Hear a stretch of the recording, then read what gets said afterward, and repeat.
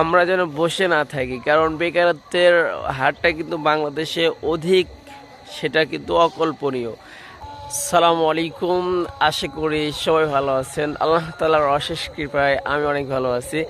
আজকে সকাল সকাল আমি আমার যেইখানে কৃষি চাষগুলো করি, আলহামদুলিল্লাহ সেখানে অলরেডি চলে আসছি। তো নিয়ত করলাম যে আপনাদের সাথে কিছু কথা শেয়ার করি। তার মধ্যে সবচেয়ে বড় কথা শেয়ার যে নিজের পরিশ্রমের মাধ্যমে যদি আপনি যে কাজটা করবেন সেখান থেকে যদি আপনি ভালো কিছু পান, তাহলে সেই কাজের প্রতি আপনার আগ্রহটা আরও বেড়ে যাবে। আলহামদুলিল্লাহ আমাদের যে এখানে ছোট্ট একটা জানালা দেখতেছেন, এই জানালাতে অনেক টমেটো ধরেছে। আলহামদুলিল্লাহ, আল্লাহ তাআলার অশেষ শুকরিয়া। আমাদের পরিবারের চাহিদা মিটিয়েও ইনশাল্লাহ বাজারে বিক্রি করার মতো এরকম হয়ে গেছে। তো আর পিছনে যেই আমাদের টালটা দেখতেছেন আপনার, এটা হলো আমাদের বেগুন টাল ছিল। এখানে আমাদের আপনার প্রায় 16 শতকের বেশি ছিল। এখানে পুরো জায়গাটা আপনার 22 শতক, কিন্তু আমাদের কিছু জায়গাতে ঘাস লাগানো আছে পিছনে। তো এই জন্য 16 শতক। ওইখান থেকে যে পরিমাণ এবার আলহামদুলিল্লাহ বেগুন উঠাইছি, আল্লাহ তাআলা শুকুর যে আমাদের অনেক টাকা ওইখান থেকে আমাদের অলরেডি 26,000 টাকার মতো বিক্রি করেছি বেগুন। হয়তো আমাদের 8 থেকে 10,000 টাকা খরচ হয়েছিল।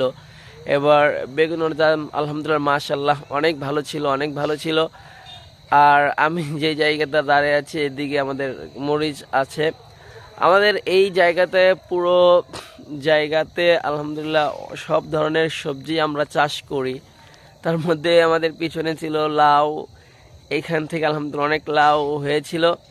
সত্য বলতে অনেক ব্যস্ততার মধ্যেই থাকতে হয়, এই জন্যই আসলে প্রতিদিন নিয়মিত সুন্দর করে আপনাদের সামনে উপস্থাপন করতে পারি না আমাদের কাজগুলো।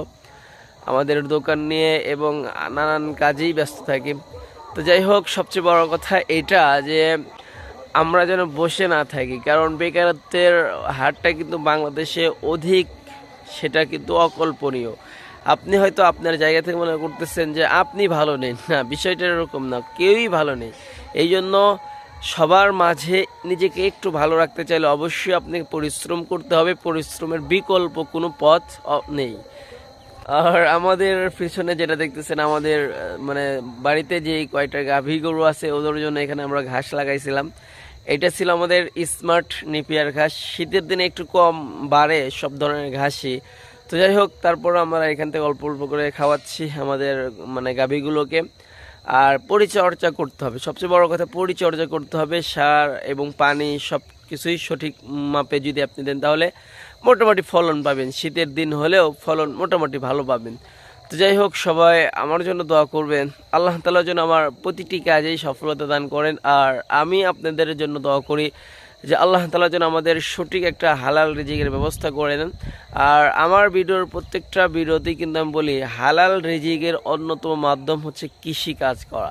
এই কাজ করে আপনি হালালভাবে অর্থ উপার্জন করতে পারবেন, মোটামুটি জীবন জীবিকা নির্বাহ করতে পারবেন। যতটুকু আয় করলে আপনার জীবন জীবিকা ভালো চলবে, ততটুকু আয় আপনি অবশ্যই কৃষি থেকে, কৃষি সেক্টরে আপনি করতে পারবেন।